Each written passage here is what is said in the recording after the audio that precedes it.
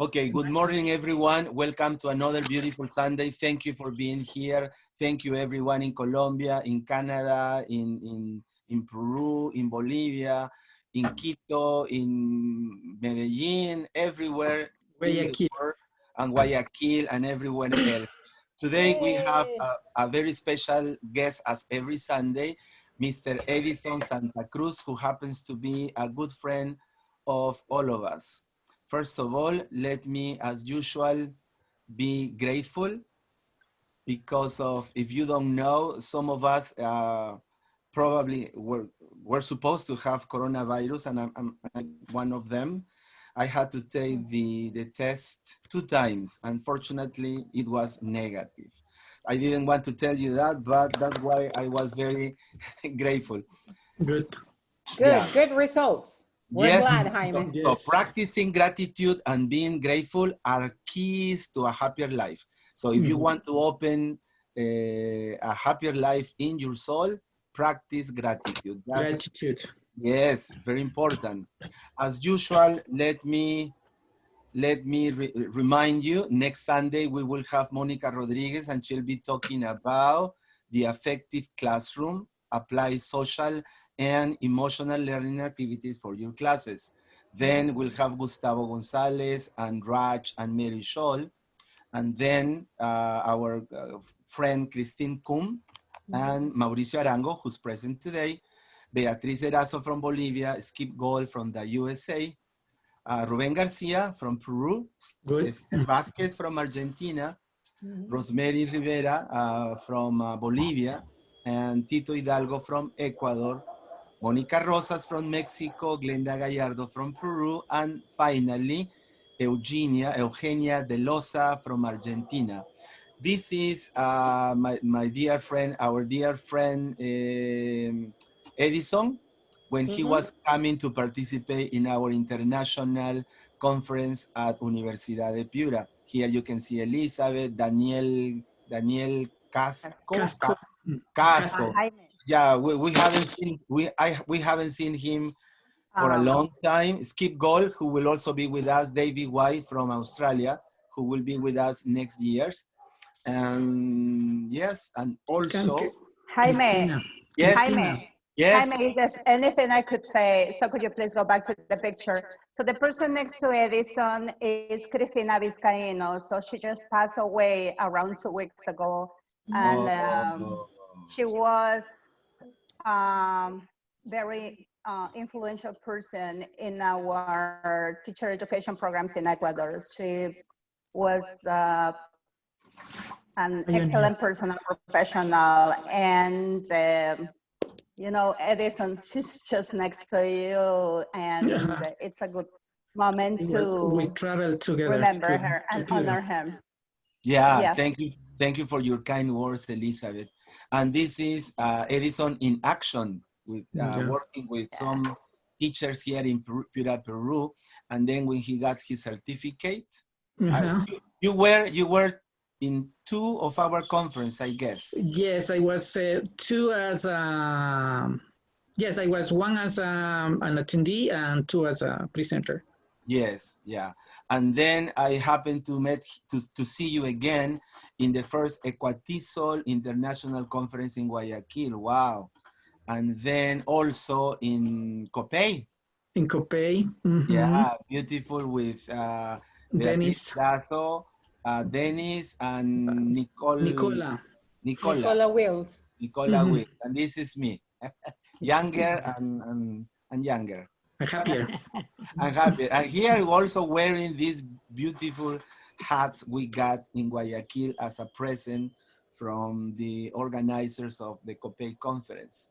And thank you, Edison Santacruz. Let me read something about him. Edison Santacruz Bastidas. Wait, there are some people waiting. Let me admit them, please. Okay. Okay. Yeah, Edison Santacruz Bastidas holds a BA degree in Applied Linguistics in Teaching and a master's degree in University Teaching and Research from Pontificia Universidad Catolica del Ecuador. Edison has been an English instructor for about 30 years. He was in charge, and a facilitator and a professor in private schools and universities for about 30 years. He was in charge of Dual Immersion Program for Jesuit universities in Ecuador and the USA for 10 years. At present, he continues teaching EFL at Universidad Central del Ecuador in Quito, I suppose. Yes. Okay. Yes, so I work from. Okay. I work for the Escuela Superior de Policía now. That has an agreement.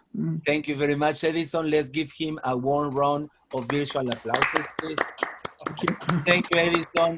The screen is all yours. Okay, thank you. This is going to be something I would like to share. These are some activities I usually do with my students at different levels, right?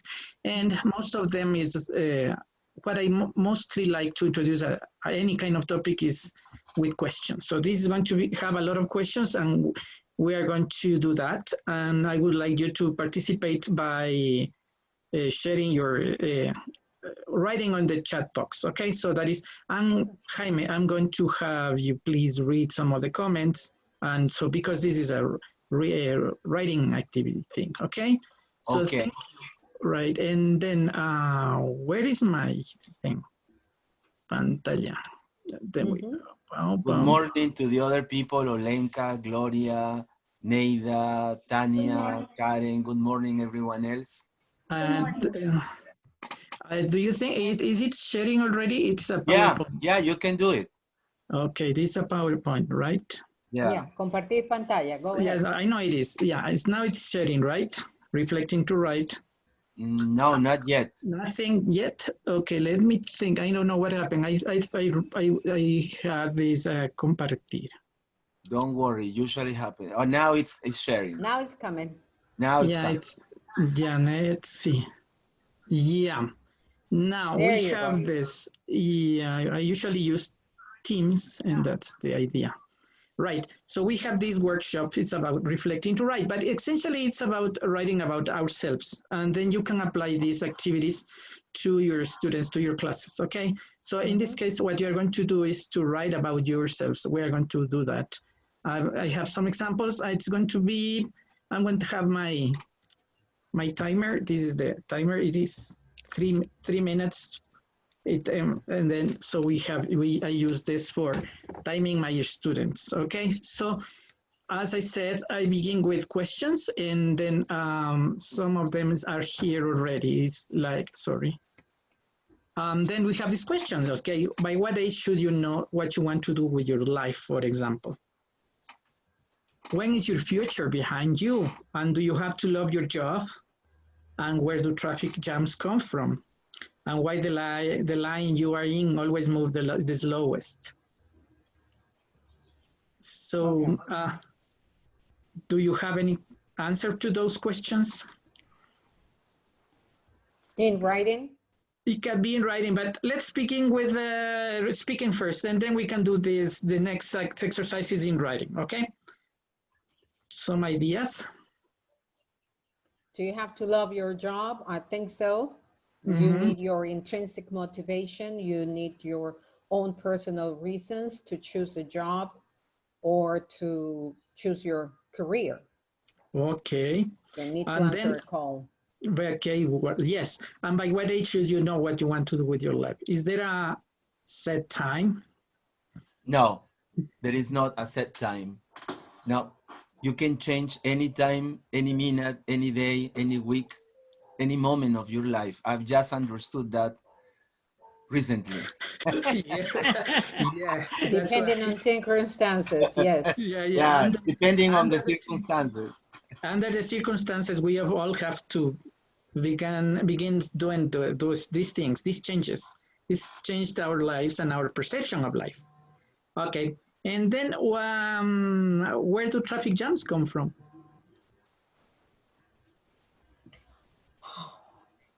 Where? Same time going to work? Yeah, it could be from, yeah, where do they come from? What was the question? Can you repeat the question, please? Where do traffic jams come from?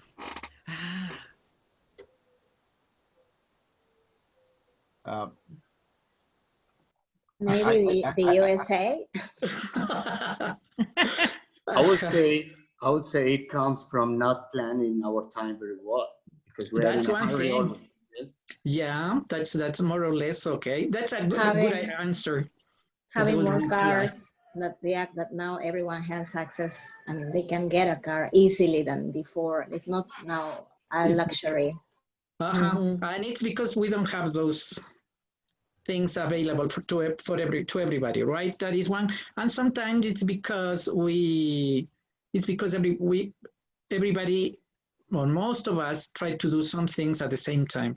And this public transportation doesn't work well. Yeah, but also it's because of the times. So these times for people who have become conscious, it's time to reflect, to do things more calmly, slowly, thinking better, because traffic jam sometimes is the product of immediacy and doing things in a rush.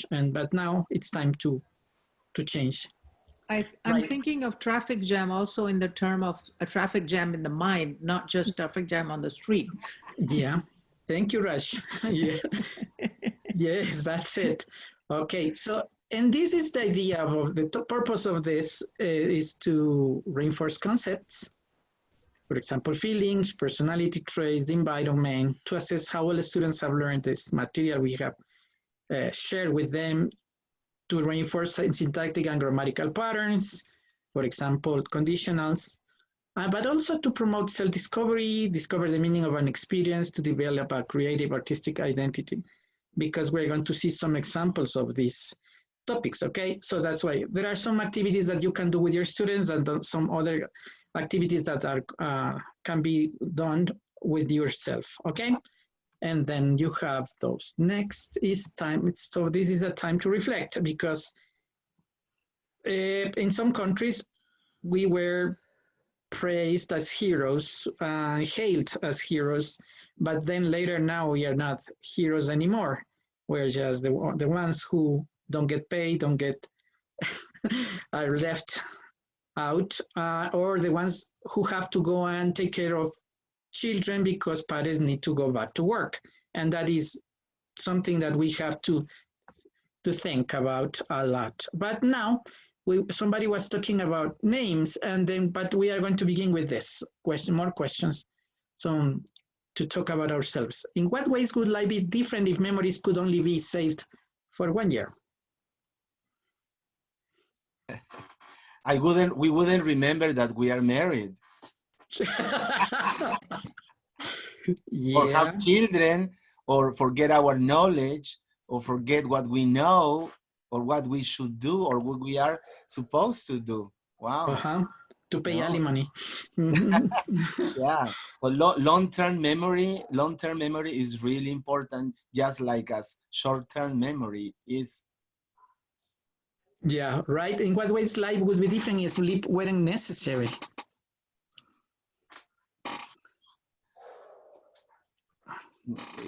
It could be boring, I guess. Yeah. I don't know. It could be exhausting. It could be exhausting. Yeah, we couldn't recharge our machinery with all our systems, okay? We couldn't be productive soon. Okay, in what ways life would be different if taste were eliminated? Now, you feel grateful that you can taste something, because one of the COVID symptoms is you lose your sense of taste. Now you know what you are looking for, these little things to work, so you can, these taste buds to work. Otherwise you feel worried. And then what would happen if taste were eliminated? You see, so we have come to appreciate little things, little things, not only big things, but only more than ever, we have begun to appreciate small things. Yeah. In what ways would life different if there were no mountains? No mountains to climb. No hiking. No hiking. No hiking. No hiking equipment. Uh-huh.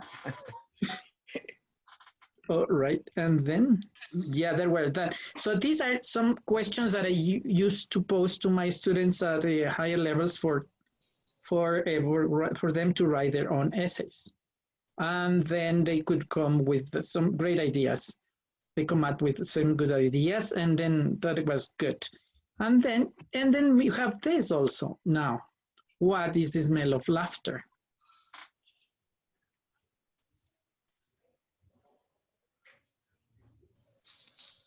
Sweet. Yeah. Sweet as what? Sweet as picarones? Sweet as what? Sweet as love. As, and what is the smell of love? The smell of love, I think it depends of us. I think all of us have our own experience. Yeah. And then? An apple. I think that it's difficult to explain as what, but that you really feel.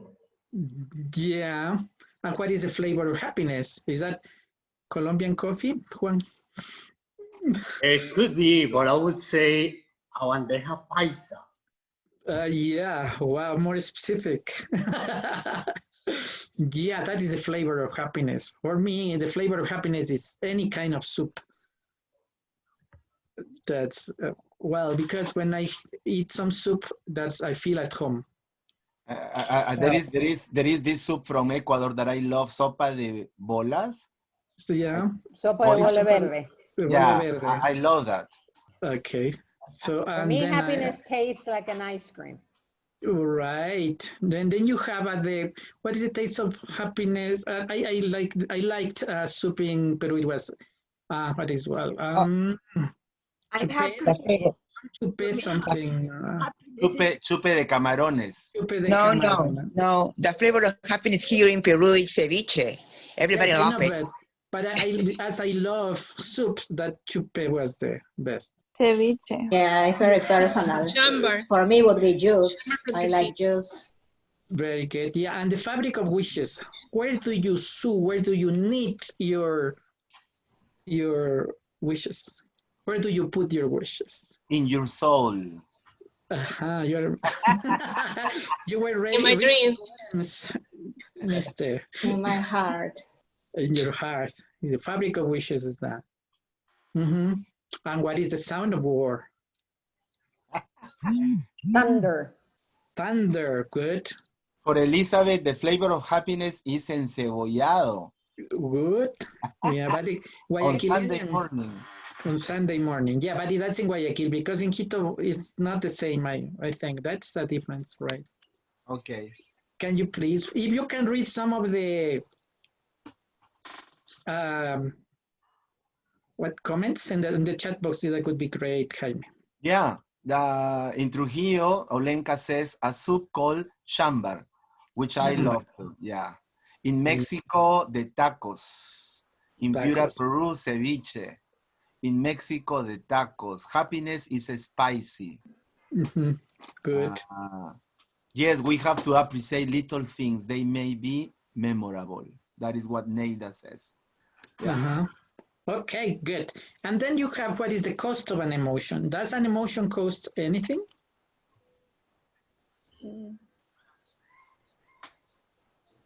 Some emotions are very costly, like anger and hurt and guilt. Yeah. Anger especially. They make you regret for long times, many times, right? Yeah, they say tears. Tears, yeah, they for happiness tears. Or for anger or for frustration or for any kind of feeling sometimes. All right. What is the texture of fear? Ooh. Where did you get these questions, Edison? From books. I have lots of books around me. Yeah, very nice. Yeah, because what is the texture of fear? My goodness. I guess it depends of the kind of fear you have or you feel. Okay, what kind of phobia you have? Yeah. Yeah, cockroach. So I say my students say the texture sphere is goosebumps. One of my students say. Oh, anything that causes me to have fear, goosebumps, the bumps, that is fear. Okay. And what is the sounds of silence? Texture sphere for me is. What is the sound of silence? Paul Simon and Garfunkel. And Garfunkel. And what is the secret? What is the secret of Victoria? She's a woman and she knows what they want. Okay, so you see, you can, through questions, you can do many things. And then you can ask students to choose one of these questions and they can write lots of things. They can write anecdotes, they can write examples, they can write many things because they have to explain. Rice was saying something about the texture of fear, I think. Rosemary from Bolivia says, women are always right. And we have to agree, otherwise. Yeah, otherwise. We're not, male teachers are a minority, so we need to agree with. So that is, no, it's okay. No, I've been lucky enough to be a minority because most of my friends and colleagues have been women, great women, and I've learned a lot from them. So that's good. And I am very sympathetic with everything. Yeah. Regarding women. Edison, Okay. what Yes. I wanted to share about the questions that you had in the previous, in that slide is that those questions make the students think outside their boxes. They go for critical thinking. They think it's impossible. They do have to understand the meaning, but at the same time, they're very abstract concepts. So you are making them think. We're thinking, you're making us think. So yeah, any human being, he makes think. Yeah, right. Good And then questions. that's why we have this. And then also, but let's begin with this. What is in a name? And that's it. How do people choose names for their children? What is your full name? That's what you remember, Jaime, at the beginning of the session said. Yes. Say Irma Elonca Guzman, it's because your whole name says many things about yourself. Yes. Yeah, I know, Yes, I know. That's why Jaime always answers or replies with the whole name. Yeah. To the third generation. I know. A lot of history in the name. Yes. Yeah, and then, so you can ask these students to do this, to ask, how do people choose names for the children? What is your full name? Some people do not like one of their names. What about you? Do you like all your names? Yeah. Do you have a nickname? Do you think names shape our personality? To what degree? Well, my name is Jaime, but my friends at Centro de Idiomas, they call me Jimmy Brown. Yeah. Oh, okay. I wonder why. Yeah, me too. I don't know why. Okay. Maybe in honor of James Brown. Yeah. Right. Then you have, were you named after someone? Sorry, Gloria from Ecuador says her name is Pichusa. What does it mean, Gloria? The nickname? Yeah, Pichusa. Nickname? I don't really, know. I don't know what is the reason, but all the time when I was a baby and after I grow up, everybody called me Pichusa. I don't know why that doesn't exist in me, but it's Pichusa. Okay. That's a nickname. Homework for next Sunday, Gloria, please. Ask your mother, your father, your family, why they call you Pichusa, please. Homework. That is, yeah, this is for the second part of the workshop.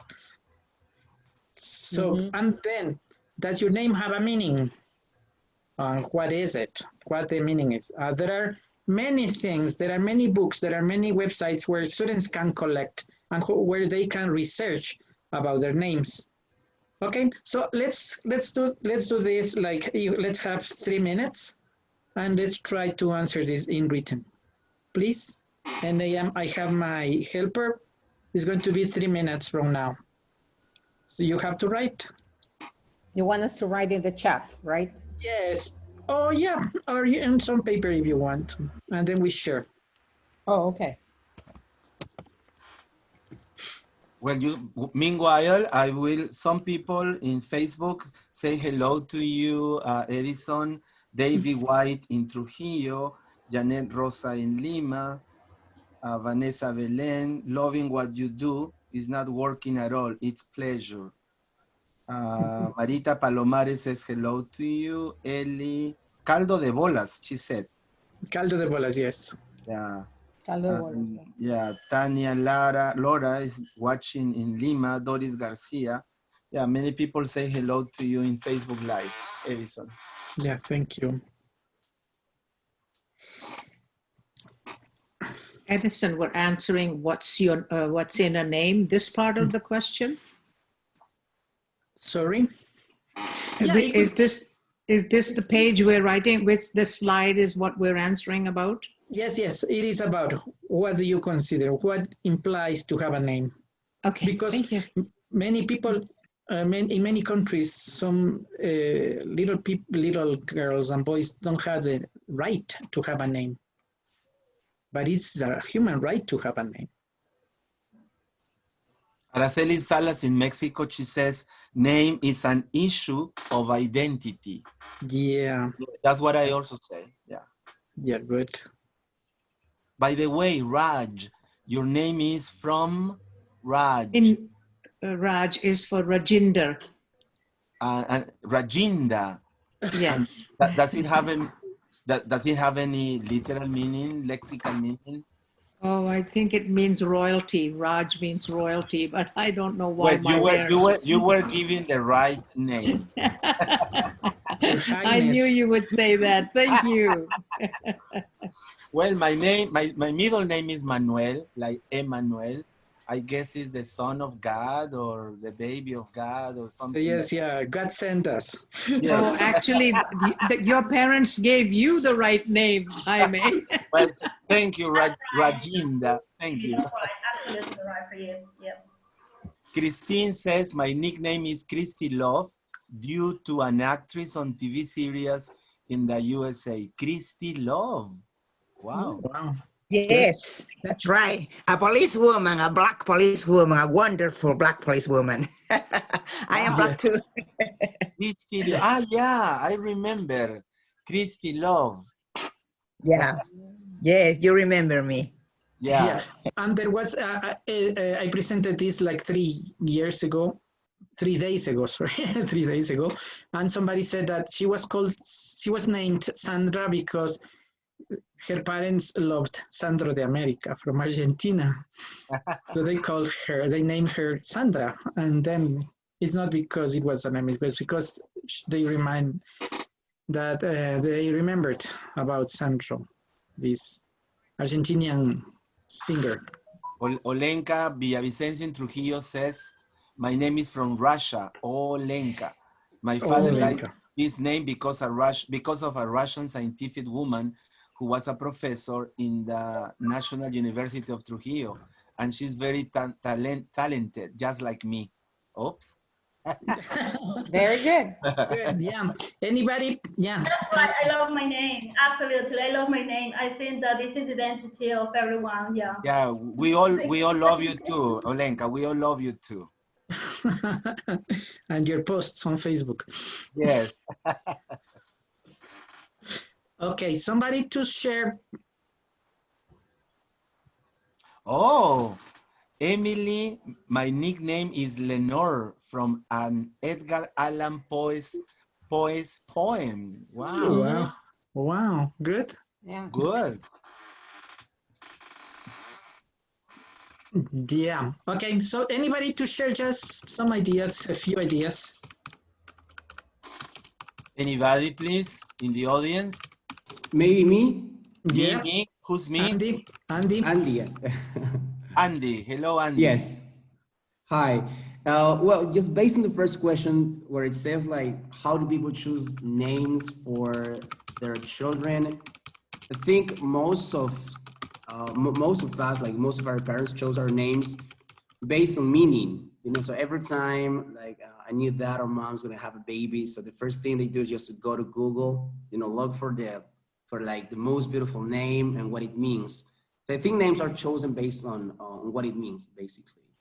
And regarding to mine, for example, my name is Andy Key. So my second name is like Yahweh in English, and I don't know why.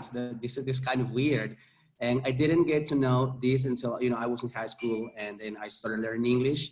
And then, so that was kind of, you know, funny to be called Key, because, you know, then I understood that, so my name has the name of an object in English. And so just that. Maybe it's a metaphor, Andy. Your name is the key that opens any door. Maybe. Yes, think about that. Thank you, Andy. Anybody else?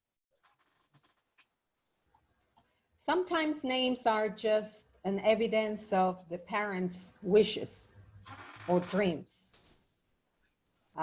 They want to have somebody who will be able to continue whatever they want, so they put the same name. I always remember one of these famous novels, La importancia de llamarse Ernesto, which is one of the evidence of, you know, heritage.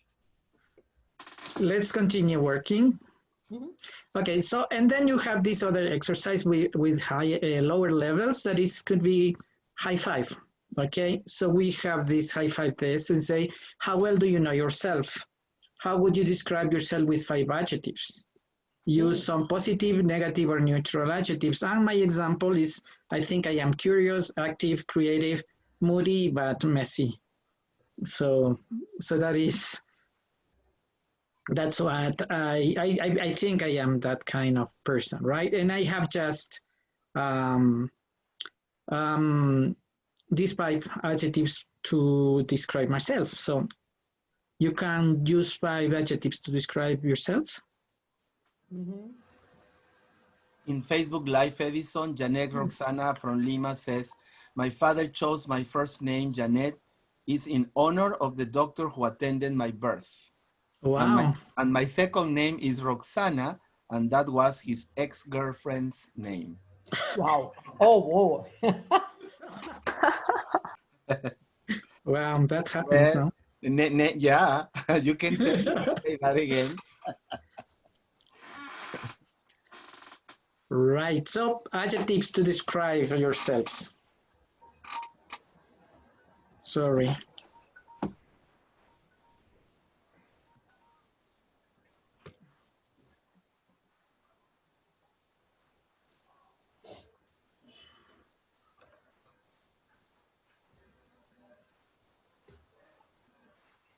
Yeah, somebody to share? Karen Paredes, maybe? You wrote something? Yes, please tell. Karen Paredes? I think I am intelligent, curious, sociable, and very friendly. Okay. Friendly. Something that you're not very proud of.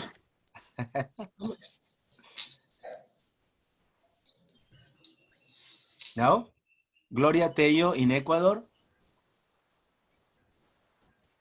Yes, I write my answer in the chat, but I am seeing curious, talent, attractive, but I feel disorganized. I think that everybody has good things, but I think that is a bad part on me.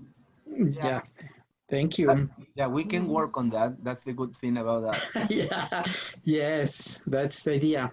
Frida? Okay, and there are more. I think there are some. Frida, there are many, but Frida Valenzuela? Yes, I'm here.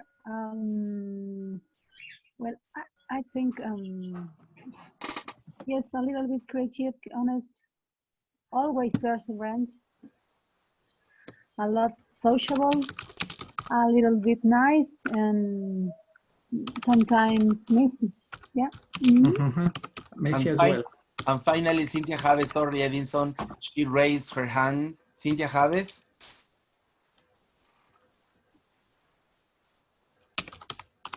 Cynthia? Yeah, okay, sorry. Well, in my case, I'm hardworking, creative, determined, proud, and childish. Wow, good. Thank you. That's the idea. But childish is not that bad. We can always grow up. And I try. We try. Yeah, we should. Yeah. For students, we can do this like a follow-up. Say, describe a person you know well and use 5 adjectives to describe him here. For example, my brother, he's strong, hardworking, reliable, good-humored, and naive. He's my brother who was he was sick with COVID, but now after 6 weeks in hospital, now he's back at home, but he's still doing. He needs a long walk ahead of him. But now, anyway, that I made this, and then you ask them to continue to make this longer sentences. For example, Fernando, my older brother, is very strong, hardworking, reliable, good-humored, but a bit naive. And then you say, and then you make a variation for them to practice. Choose 5 people you know well and describe each one using 5 words. And if you want to make it more difficult, more challenging, you use 1-syllable words only, like shy, smart, slim, and things like that, right? So that is another activity you can use with your students, lower levels or intermediate levels or pre-intermediate levels. So, and then it's a good way. Along the courses, we always have adjectives, even for comparative, superlatives, equality, and everything. You have those adjectives to work with. So we have these options. So right. May I add something? Yes. Okay. This is a good strategy, really good one for as an icebreaker, as a warm up. You know, for example, I always do this with my students. The first day of class, in the very beginning, they stand up face to face, and just by looking at their eyes or their face, one has to guess with this description, have to say only 3 adjectives that think the other person, you know, qualify the other person, describe the other person using 3 adjectives only. You can make a guessing exercise. Right. Okay, so yeah, then as when you play Secret Santa, also you do the same. But you can use this also as a warm-up, as an icebreaker, as you say. Okay, as also an introduction for comparatives, to comparatives, right? So, okay, so we have your home is your castle. This is another activity. And then you say which things that you can smell, taste, feel, hear, and see make you feel at home. Okay, so, and then we're using our senses. And when we write, we use our senses. So we have, when I smell, when I freshly brewed coffee, I taste any soup that is home, anywhere, any place where I get soup, that's my place. Music of almost any kind. I don't like reggaeton that much, and no, I don't like it. I like to touch my children's hair. They are always complaining about, or they were always complaining when they were little, when I was always messing with their hair. And the smile on my family's faces is the best sight we can get nowadays. So that is okay. So about your senses, using your senses, what are the things you can smell, taste, feel, hear, and see that make you feel at home? In my case, will be a blanket. If I have a blanket around, I feel like home. Yeah, that is for feeling, right? For feeling, yeah. For touch, you know, for touching, both. Olenka wants to say something. Olenka, go on. Yeah. For me, hot chocolate, make it home, because I remember my Christmas when I was a child, and I love Christmas, to spend time with my family. Thank you. Thank you. Great. Rosemary in Bolivia says Wi-Fi. Good internet connection. For me, sometimes when I used to travel, was my little small tiny pillow, because when I went to the hotels, all the pillows are big, huge. Or they are flat and hard. Oh yeah. Yeah, so then I decided to take my pillow with me, and it worked. Yes. Yeah. Oh, little one, small one. So, and then, but Irma takes her blanket with her and you take your pillow, so. I wish I could take it with me.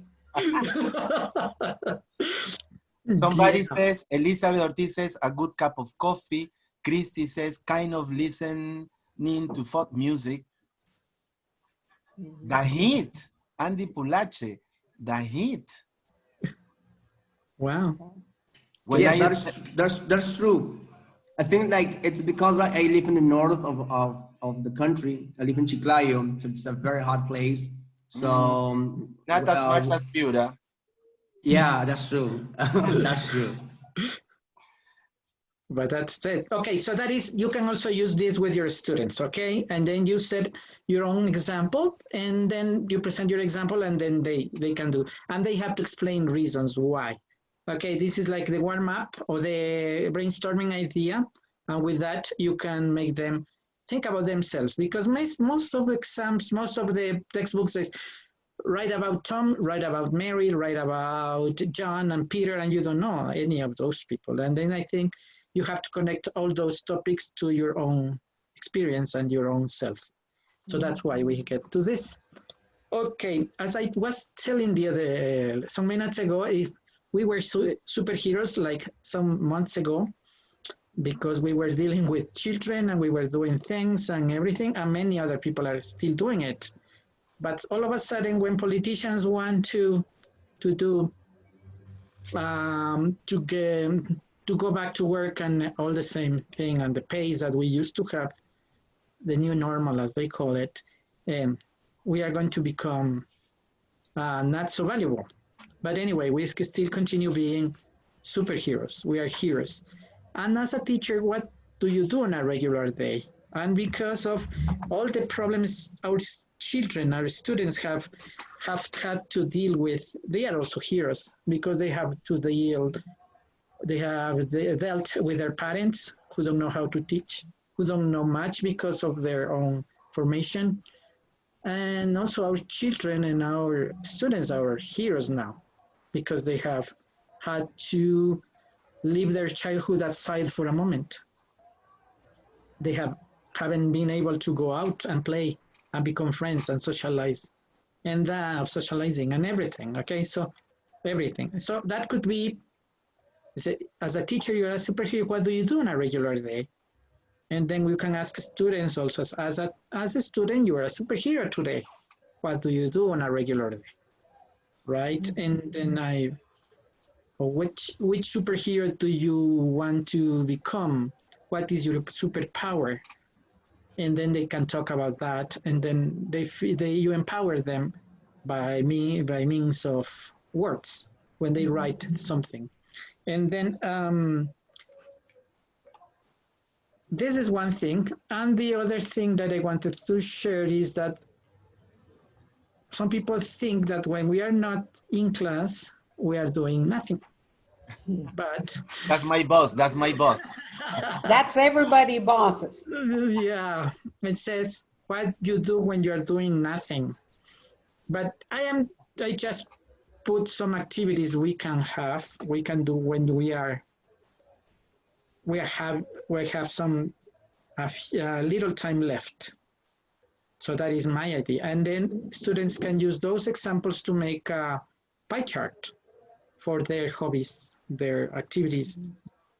And then they just don't do it like composition fashion, but in a pie chart. And they are using other skills. So it says, how many hours a week do you do this? How many hours a day do you do this? So that is not studying or doing homework. And it's for fun, not washing the dishes or helping at home. So in this case, this is something that I do. What are the things you do? Glenda Gallardo says something interesting, Edison, sorry to interrupt. It's okay. She says they could include the percentage. Of course. That is the idea. But I am not good. I don't know why, but it didn't come out as I wanted.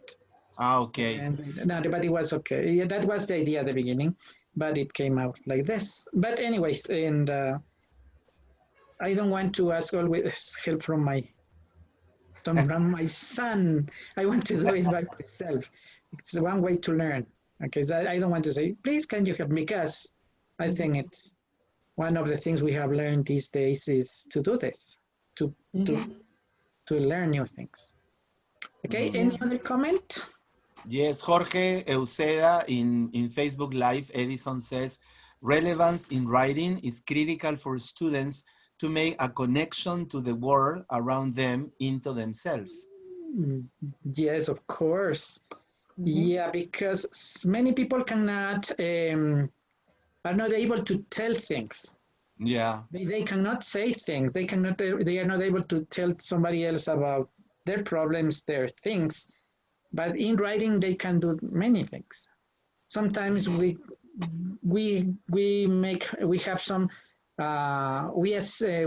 assumptions that are not true, as humans do, and as teachers do.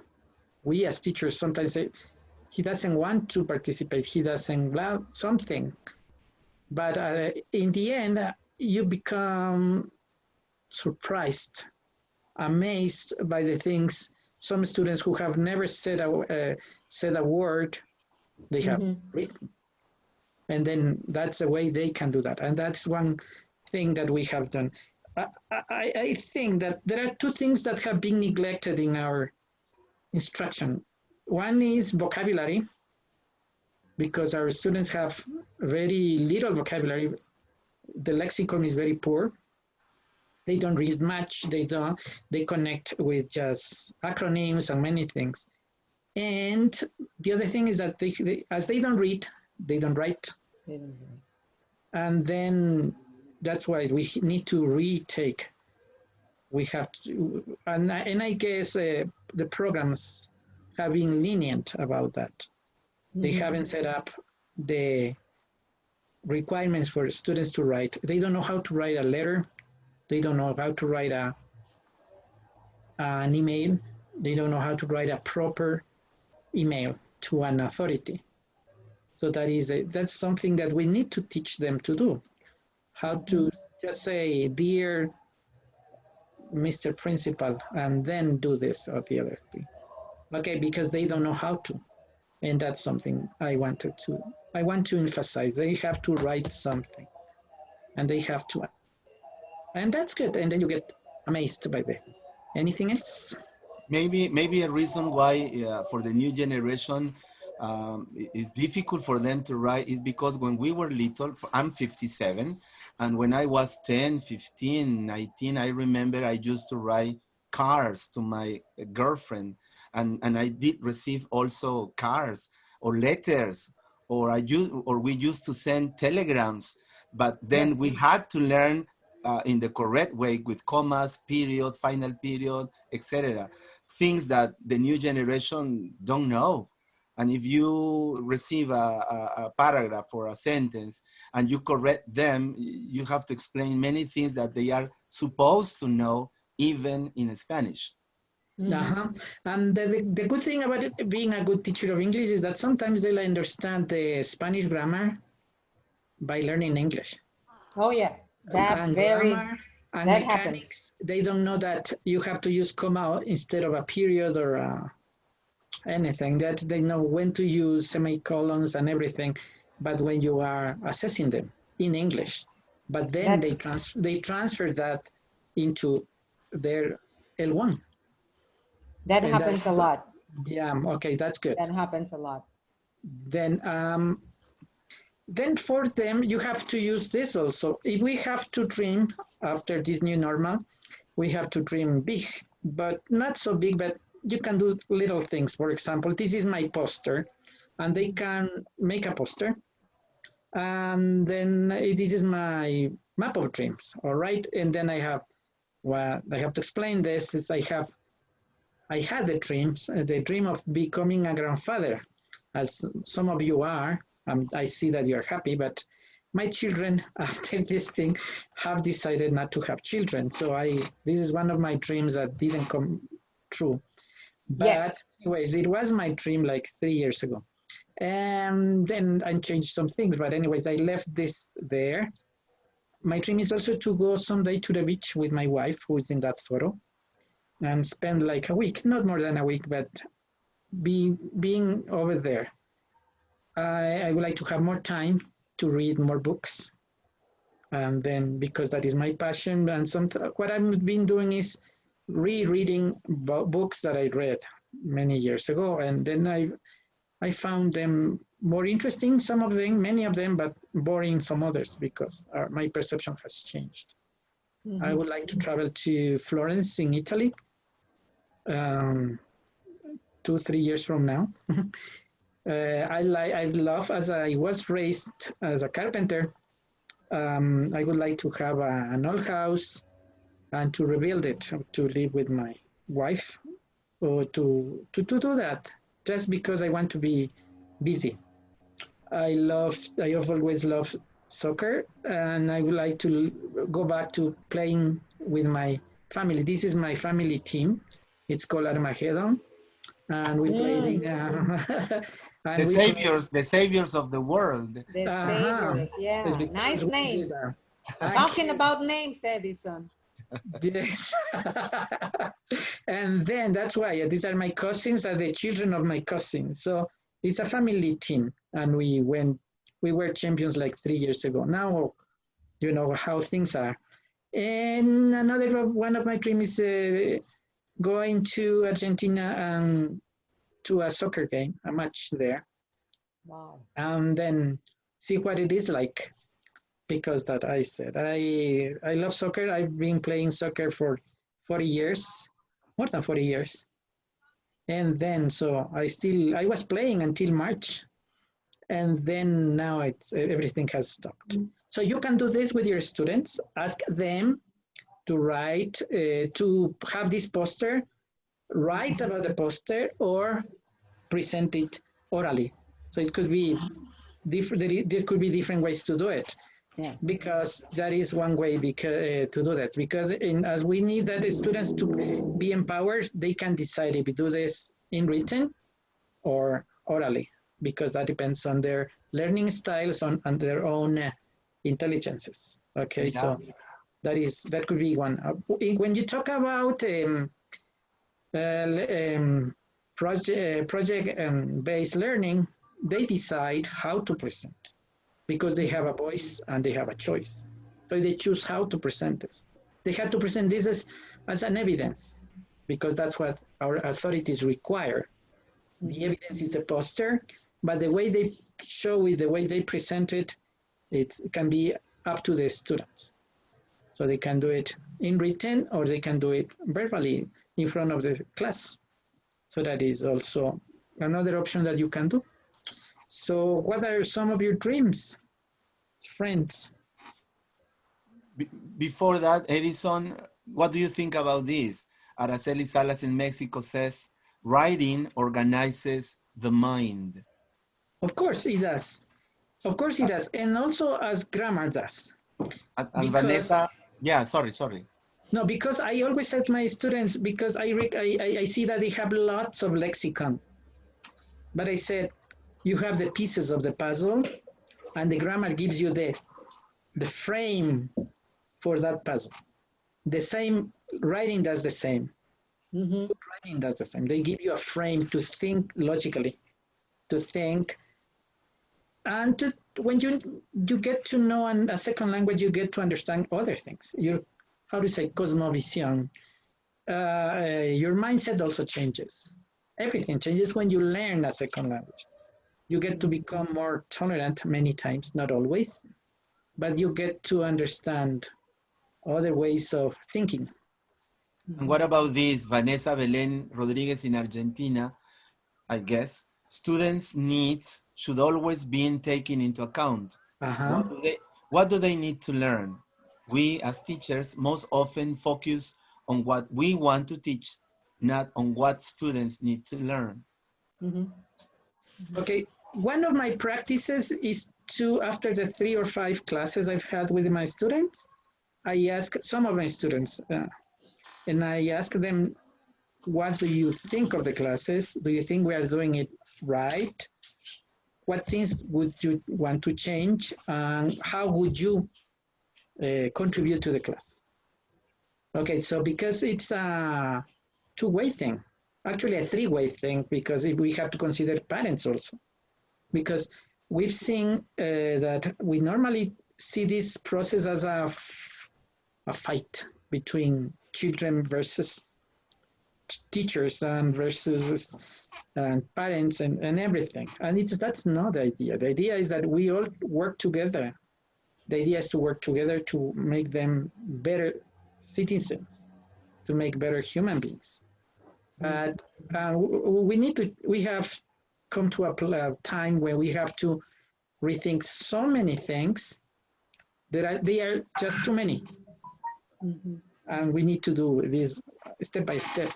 And that is something we need to empower students to say, I don't like this kind of classes. Yeah. I think the word that, Edison, I'm sorry to interrupt. I think the most important word that you're using right now is that empowering our students. And that's why I like the idea when you suggested making this poster about the dreams, maybe something that they can present orally, or maybe they can present it in writing. Because we as teachers, we know what our students are good at or they need to work at.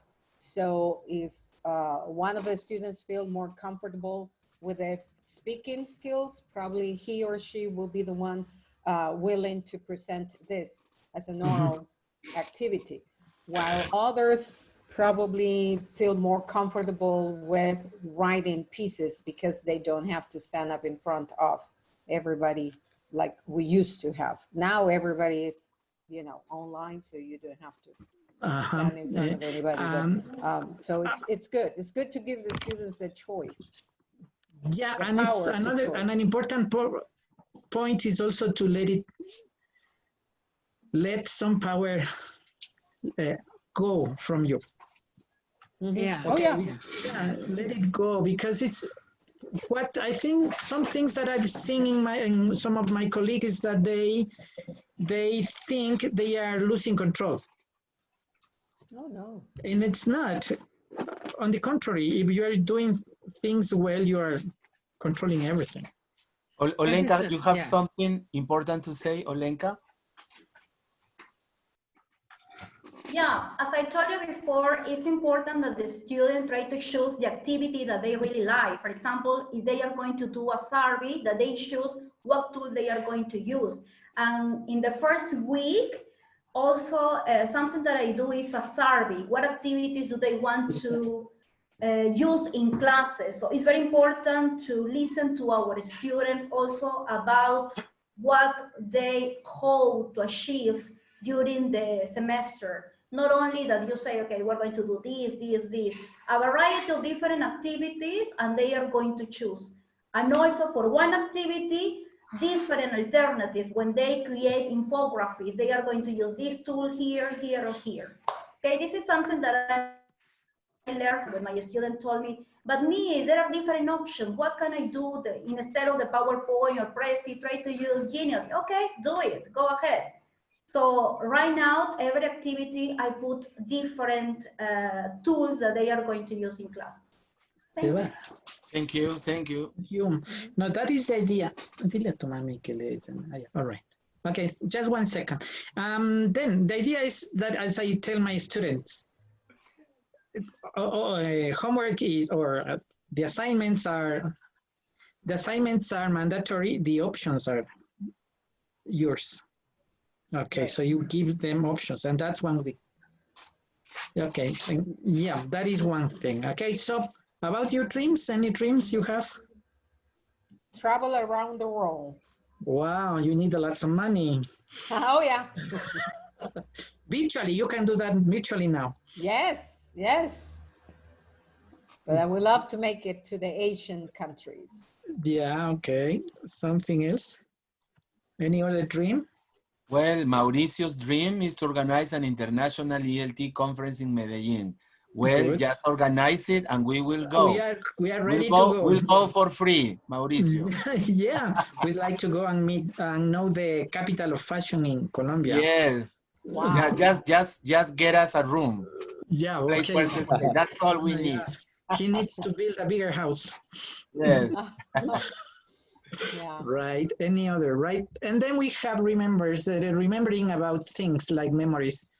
And say, when did you decide to become a teacher? Did you have a teacher who you looked up to? Which subjects were the hardest when you were a student? Where did you begin teaching? Know when, where? What was something they never taught you? Do you teach as you were taught? How did you get to pass your first year of teaching? Which event would you like to relive when you were since you became a teacher?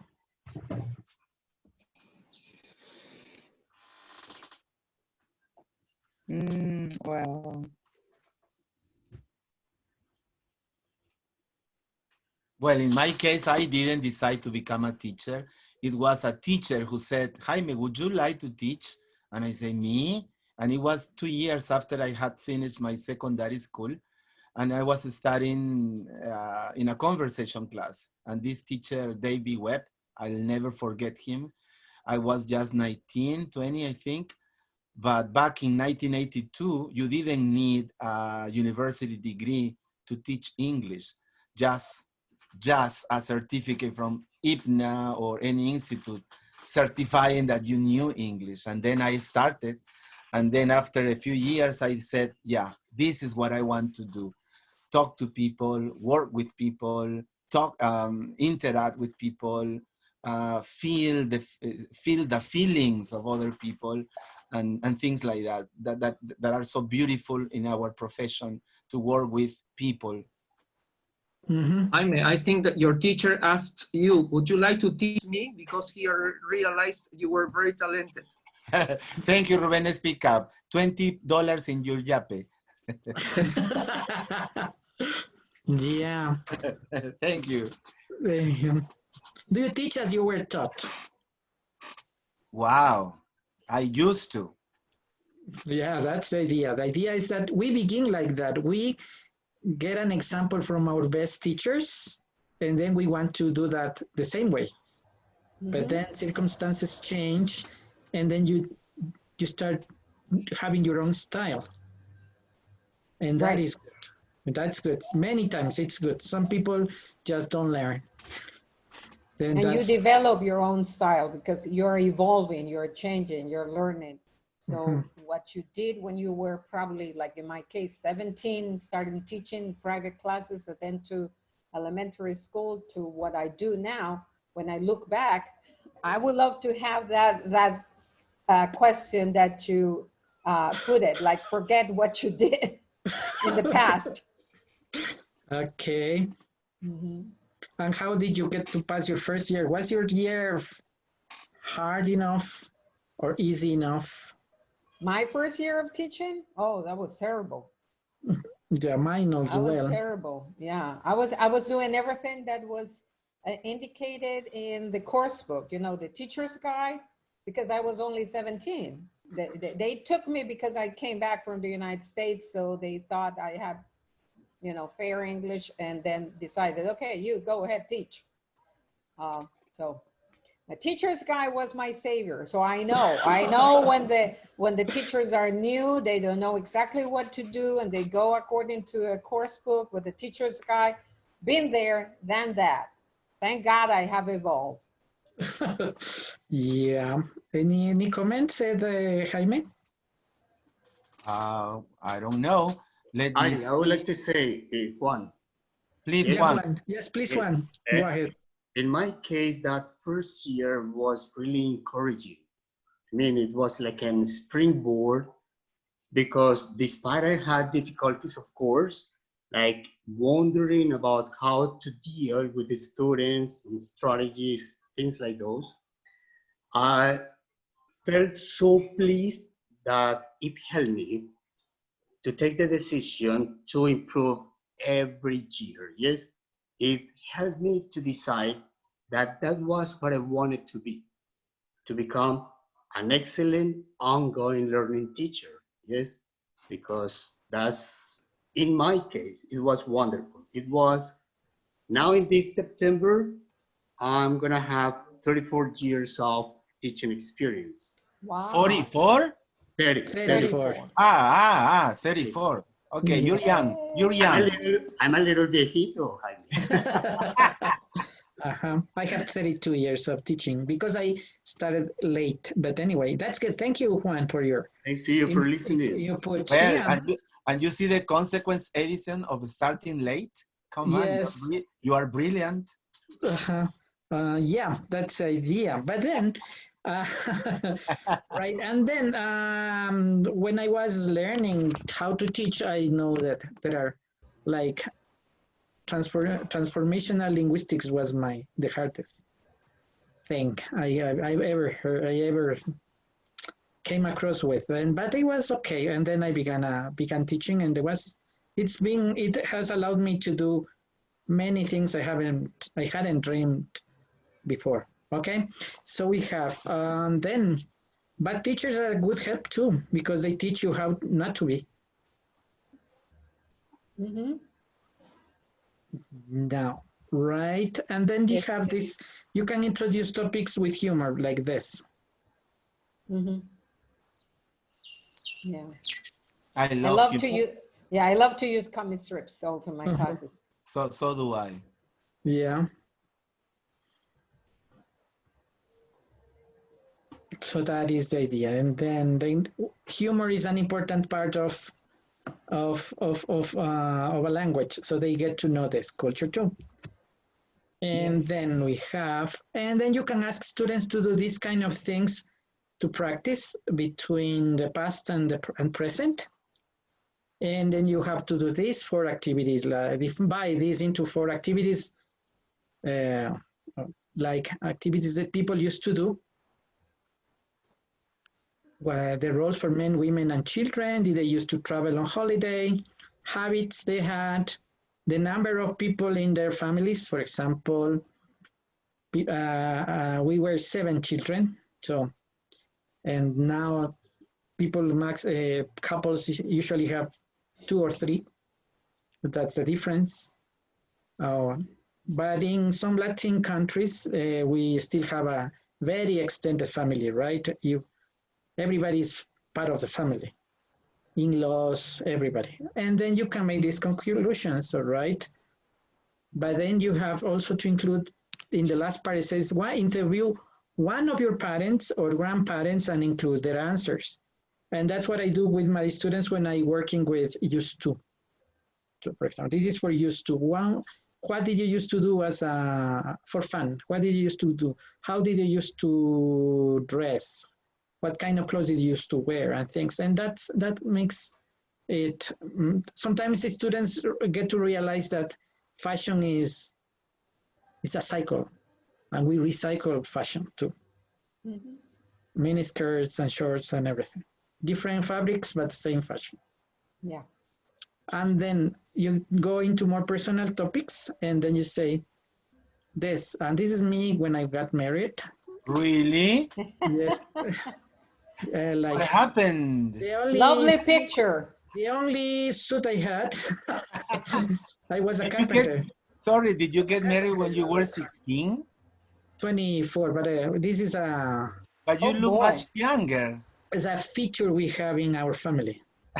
Wow, it's a good feature though. Yeah, yes. I am 61 now, but I look like 65, but anyway. And but you behave like if you were 45. Okay. Yeah, but of teaching. And then this is the idea, right? You make it personal and ask your students to use this. I used to take my own photo album, the big album with my photos, and I presented it from of my students. But then I said, now you do your own photo album, but with your illustrations, you copy paste from the files you have at home. And then they do this, and some of them used to do great things with their family albums with their grandparents and everything. And it was great because they get involved with that and get a sense of identity too. And it's like starting the writing, oral, what games speaking skill. First they talk about it and then they can write about it. And what games did they used to play? And you, what games did you used to play as a child? 10, 12 years of age. Oh my goodness, I was always jumping the rope. Yeah. Now I don't see the kids doing that. No, but then we had lots of games in my neighborhood. Mm-hmm. And that's one of the things. We used to fly kites, play marbles, tag, and everything, many other things, hide and seek, you see. And then also you can say, how did you get to meet your first love or your spouse? But you have to include both versions, not only your version. That's for by the way, Edison, your wife was your student? No. No, she's 4 years younger than me. Okay. No, yes, but so she's 20. But here in Peru, most wives of my friends and myself were our students. Not at school, but at an institute. At some I point. don't know about the other people here. No, all right. And then you do that, okay? So that is good. You include your students' experience. But also when you foster your creativity, we have to use this like set of statements or phrases, as we said, these questions we had at the beginning, or we have this poetry like Cis Word Memoir that Hemingway made, the Ode by Neruda, the Family Vignette by Cisneros, and other forms like sudden fiction, flash fiction, pattern poems, question poems that exist. Okay, so now it's time for you to work with this. So you have to include this thing, and you have to make connections, make combinations using these elements from the 3 columns. And then, can you please write some of the ideas? For example, you have to choose from the 3 columns. For example, the beauty of a waterfall is like a song or something. Oh, okay. All right. Yeah, can you do that now and write in the comments in the chat box, please?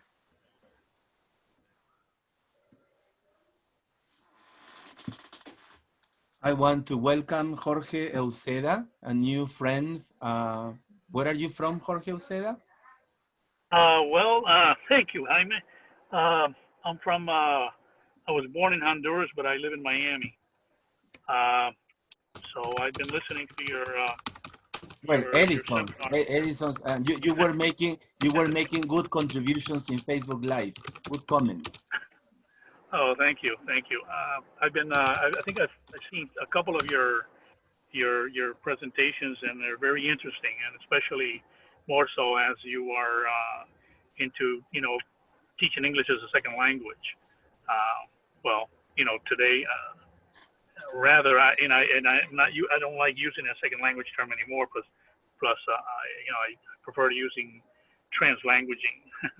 Okay. But anyway, yeah, right. But anyway, I think it's your contribution to the learning of English with these seminars on Sunday are extremely useful. Okay. Actually, it's everyone's contribution, just like yours. Okay, right. So welcome to our group. Yeah. Thank you. Anybody?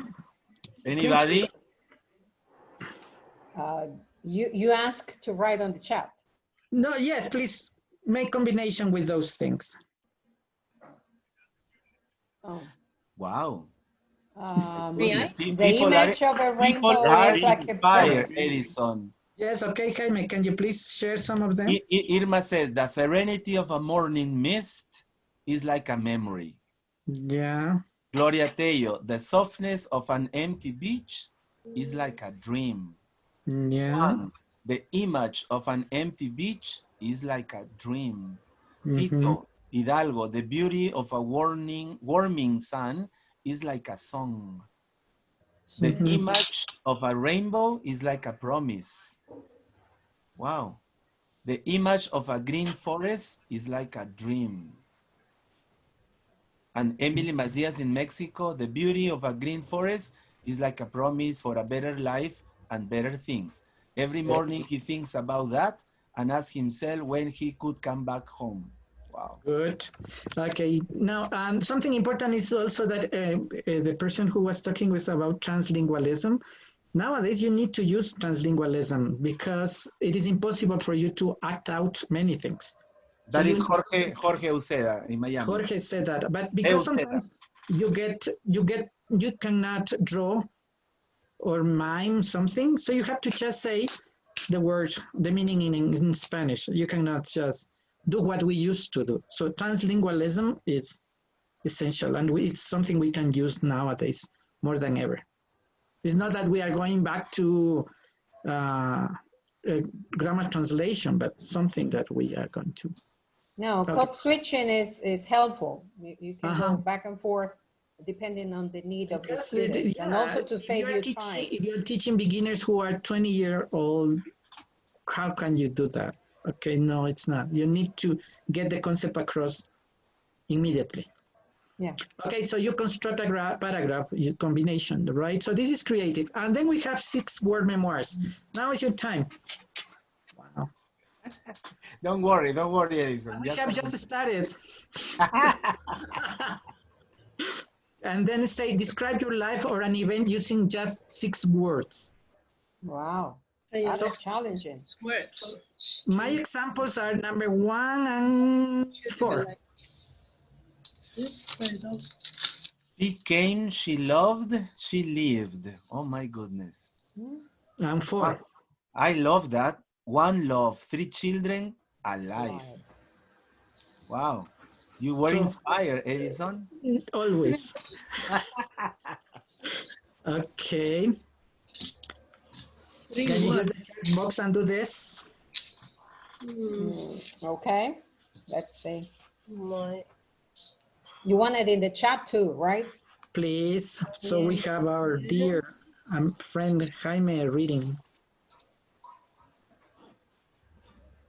You're working all the skills here. Yeah. Thinking, listening, writing, reading, lexical, everything. Laughing. Laughing, having fun, learning.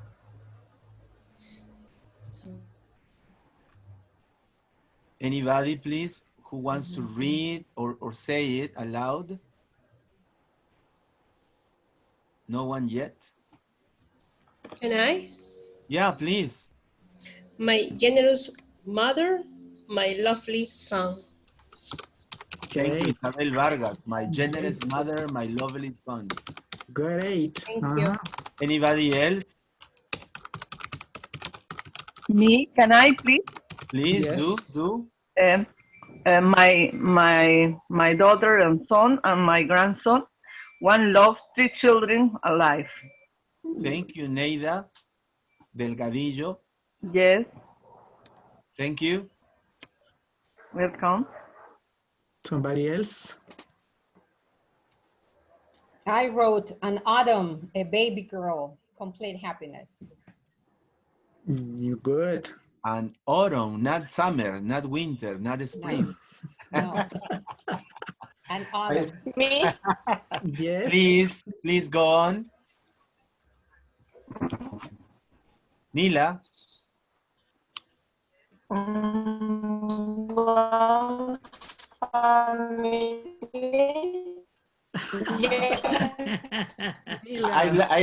I like the sound effect. 1 family, 1 career, 1 life.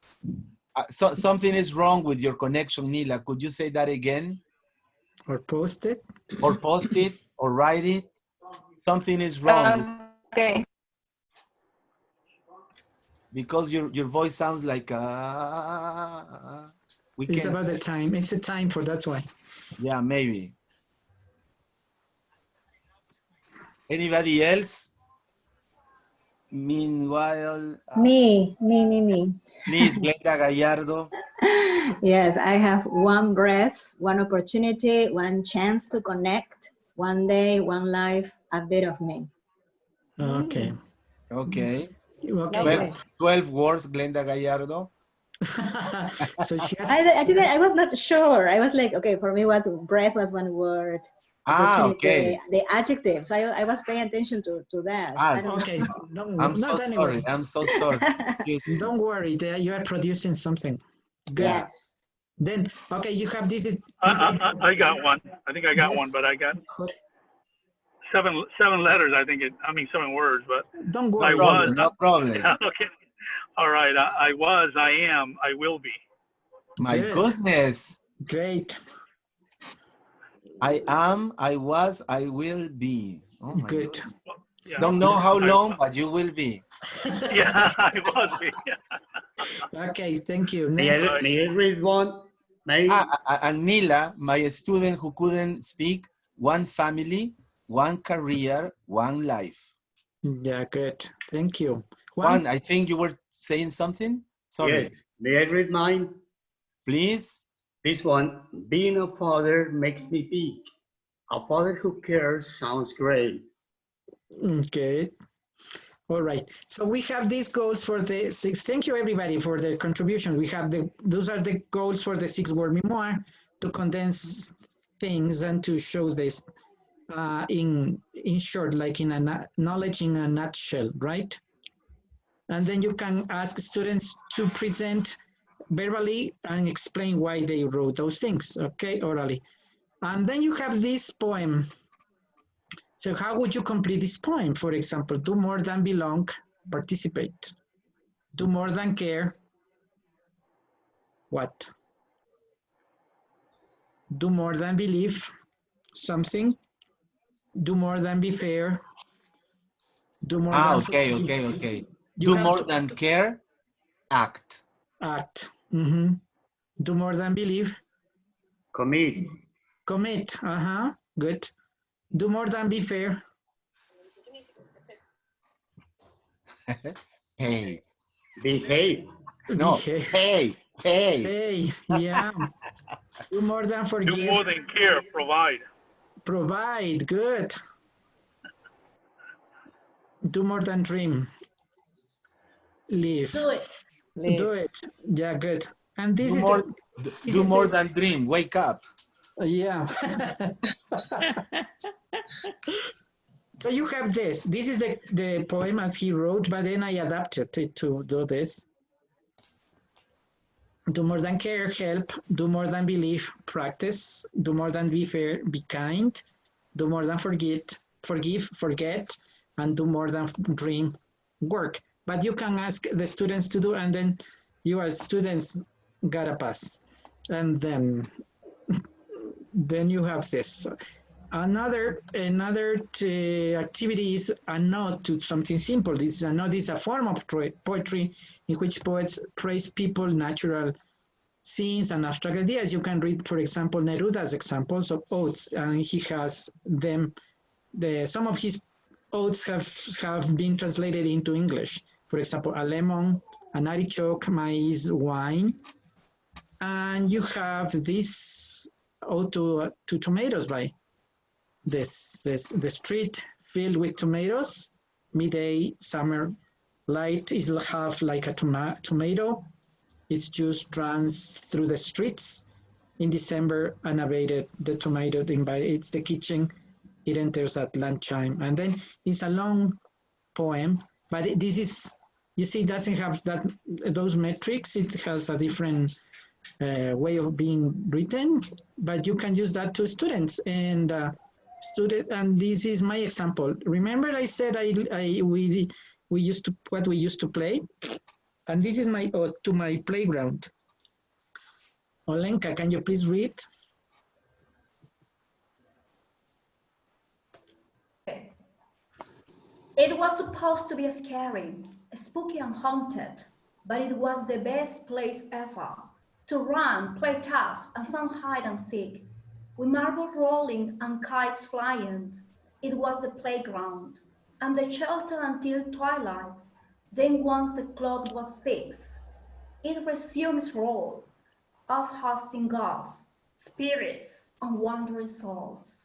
And where playing was banned, it was the graveyard, the resting place of our fox, and the best place for kids ever.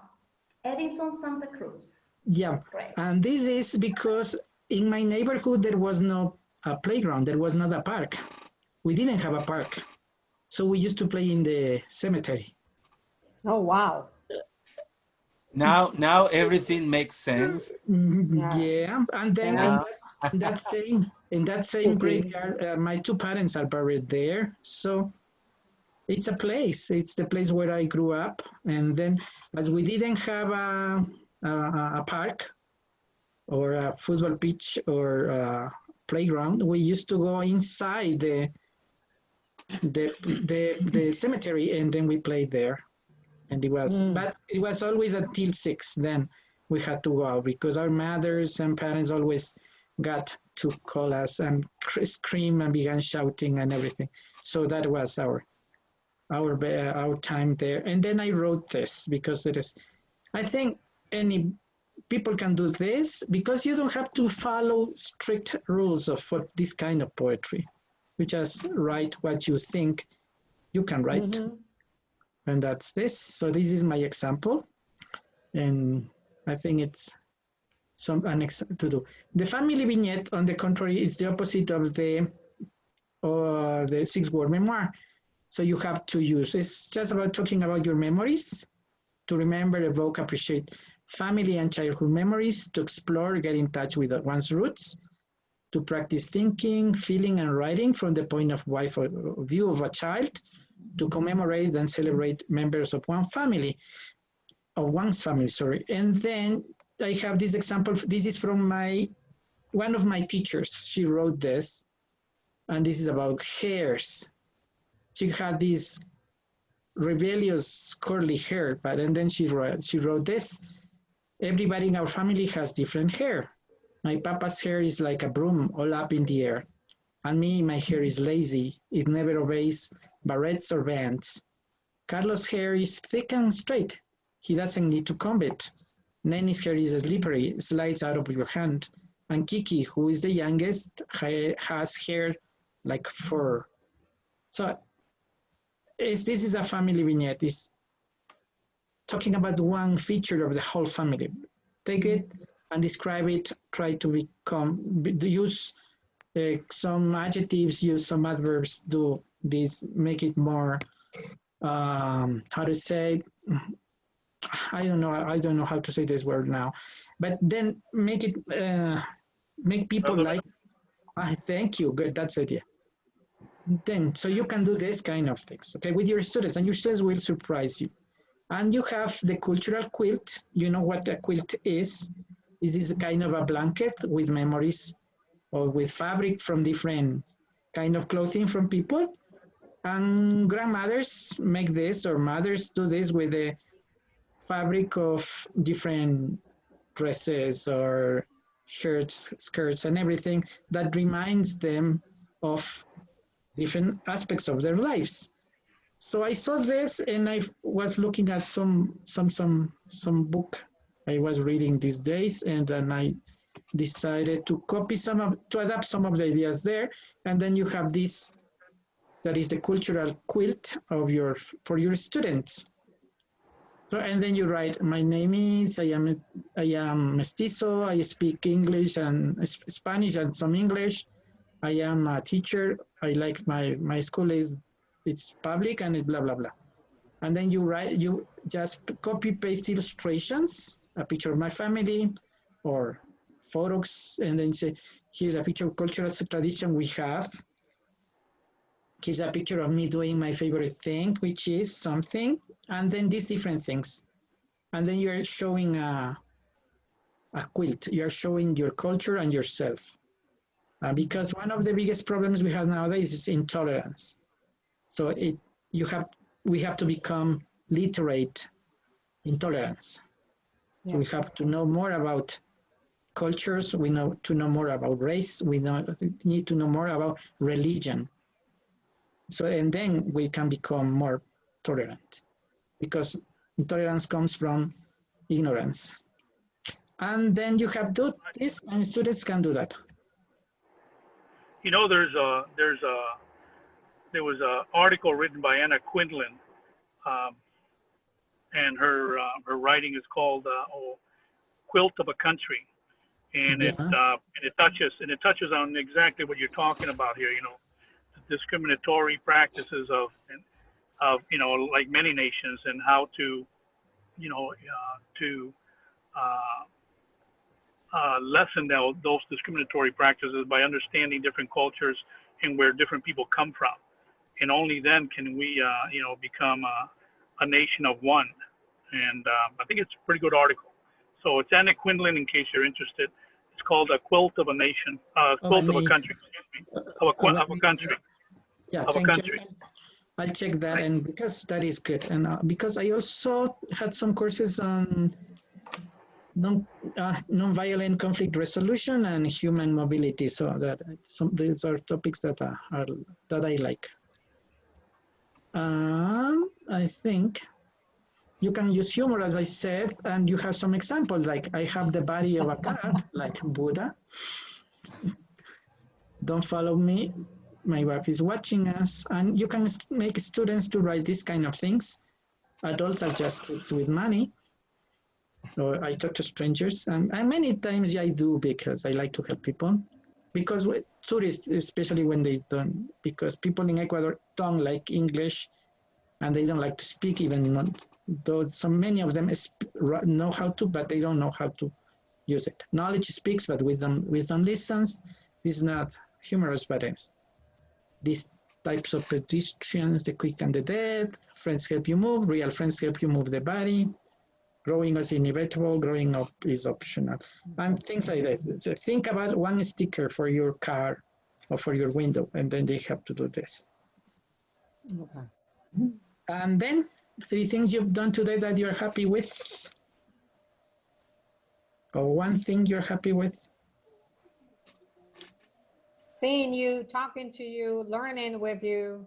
Mm-hmm. Yep. And then in this case, you are making them reflect and also use the present perfect. Simple as that. Yeah, without telling them, yes. Yes, and then I think things I haven't done today yet is 2 things I haven't done this week yet. One thing I've learned this year. I think we've all have learned many things, but paying attention to little things is the biggest, I think. Smells, tastes, and this. And I think this is the last one.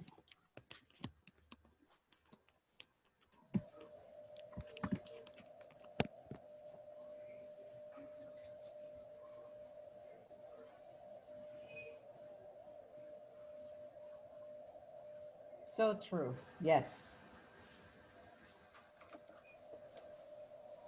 Yeah, so that is us as teachers.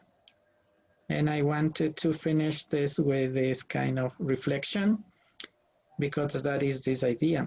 Okay, I haven't taught much because most of you have these ideas within you.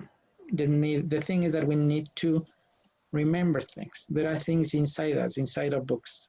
We need to go back to old practices that were good, and we need to learn just new techniques. That is different, and new devices and things. But essentially, this is what we have, and that's all. I'm speechless, Edison. I'm speechless because when you said that you were going to talk about writing, I just thought that it was just going to be about writing, but you've woken up all our skills. You've been talking about, as Raj says, diversity, equity, and inclusion. You have made us reflect. You have made us feel, I have felt as a child, as a little young student, participating, learning, and wanting to read or say something. And that is something that I guess these meetings have that purpose of waking up our asleep skills and ideas that we always have to remember. Thank you very much, Edison, for your expertise, your time, your patience with us. I guess some people want to say something to you. Thank you. No, thank you, Edison, really. We appreciate your time. Thank you, Ruben. Anybody who wants to say Thank you, Edison. something? Great workshop, Edison. Yeah. I'm speechless. Yes. That's what I said. I would like to piggyback. Right. Oh, go ahead. Go ahead. No, go ahead. Thank you. Thank you. I just want to tell Edison that it was a great job today and congratulate because of her expertise. And he remarked something that we never forget. That language is divided into spoken language and written language.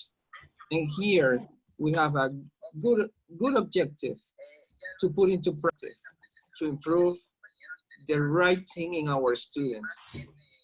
And that is something that we never leave aside. We are always on that. So congratulations again, Edison. Good job today. Yeah. Anybody else, please? Thank you, Ruben. Yes, me. I don't know. Okay. All right. Me. Thank you very much, Edison. Go ahead. Christy. Thank you very much, Edison. I have learned a lot. It was a really workshop, common workshop because you have giving us the different activities, so they are not common like other ones. Okay, so I really appreciate a lot. Thanks a lot. Thank you. Thank you. Where are you from, Christy Love? What? You can ask me that. I am Peruvian. Come on, I am 57 and my memory, you know. Sorry, Yeah. Christy Love. Yeah. Any other Okay. comment? Any other comment? I'm gonna ask you for Facebook via Facebook. All right. Okay. Okay. Anybody else, please? Me, please. Yes. Glenda Gallardo, Yes. Isabel Vargas, Glenda.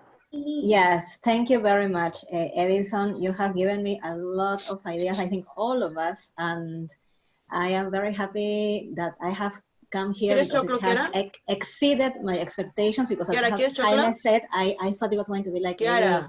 maybe styles of ¿Sí o no? writing or anything, and then you've gone beyond that, yes, and made us work on a lot of other things because everything is integrated in the end. Thank you very much. Yeah, as I said, that was the idea. Language is not just... Isabel Vargas. Right. Okay, thank you, Edison, for sharing with us all your experience. I think all these activities are going to help us with our students to improve our teaching and also learning because we never stop learning. And thanks for all of us. Thanks for all the activities that you have shared with us. Okay, we have time for 2 more people. Jaime, just like last one. Elizabeth. Okay. Thank you very much. Edison, thank you. We're so proud of you.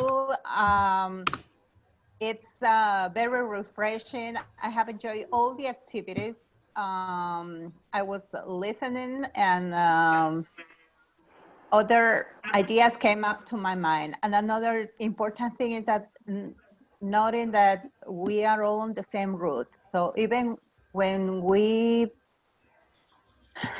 think that maybe teaching grammar or teaching vocabulary could be contextualized and connected to emotions and that emotional aspect of our profession. So it's very refreshing. So thank you very much, my dear friend. As always, you shine. And a big hug from Guayaquil. Okay.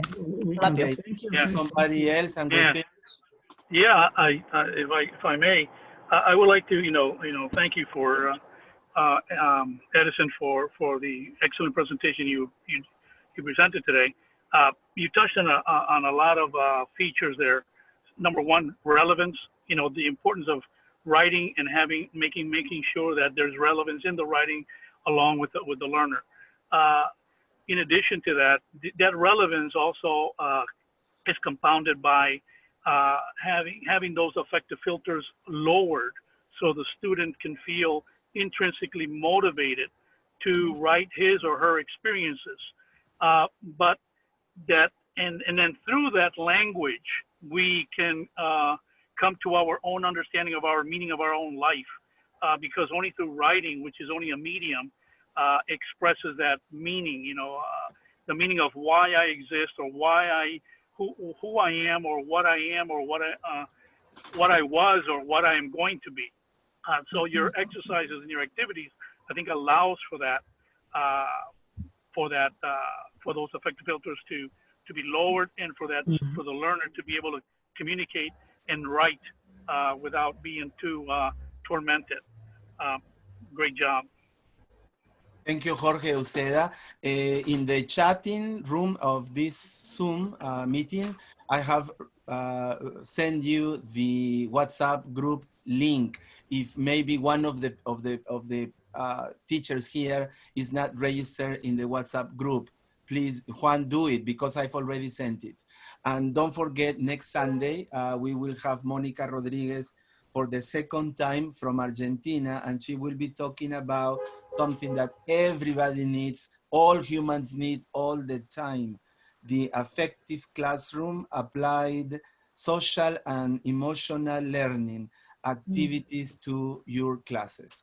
So I guess, Edison, sorry, final words, Edison. I just wanted to thank you, all of you, thank everybody here, because it, you know, it takes time to prepare, think about these things, but actually it was a pleasure to do this. It was like, what can I do? But I've done this sometimes, but I had to make a condensation of the best things I could think of. But still, if you have some other opportunities, I can do this in in other skills, if you want something in different skills sometime after. But that's one thing. That'll be, God willing, that'll be starting next year. Next year, because, I know. Because I have to thank everyone in the world, people from all over the world.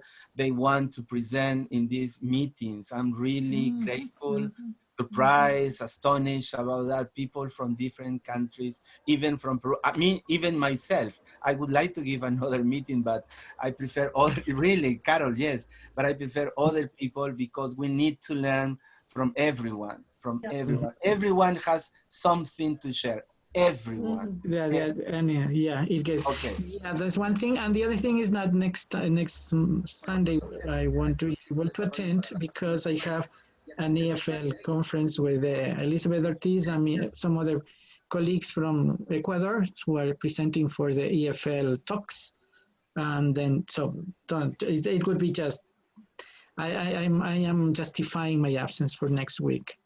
Okay, justified. Edison and Elizabeth won't be around.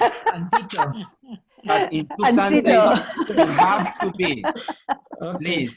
So, and I'll present something different, and then, but we invite you to do that also, and that's great. It's going to be how to prepare some relevant classes or something. If it's just 10-minute talks, so don't worry, it won't take long. But anyway, thank you again to everybody here. If you want, sometimes if you want something to comment on something, I can help. I am not cheap. I am not expensive. No, I am just available to help, and that's. Edison, I want to say thank you, because I know that it takes time to put everything together for these kind of presentations, and you did a good job. Besides all the activities, I'm convinced that all the activities can be applied not only online, but also face-to-face. So we are more than ready for next year to go with all these activities, and also for all levels. Could be preschool, middle school, or even more advanced students. So thank you so much, because thank you. Yeah, because it was a workshop. That's why it was a workshop. We had to think and work, and that's what. Yes. Thanks, everybody. Thank you. You. Good job. Thank you. Thank you so much. Jaime, the picture, Jaime. I've already done that. No, without me. No, without me. Okay, 1, 2, and 3. Taken. Okay. Thank you. See you next Sunday. Thank you. Thank you. Bye-bye. Go and cook, Ruben. So much. See you next week. Bye. Thank you, Edison. Thank you. Before cooking, I Bye, have to guys. finish Have a my nice drink. week. I have to finish my drink. Thank you, Bye. Jaime. Go and Thank you so much. thank you. Goodbye, Bye, everyone. colleagues.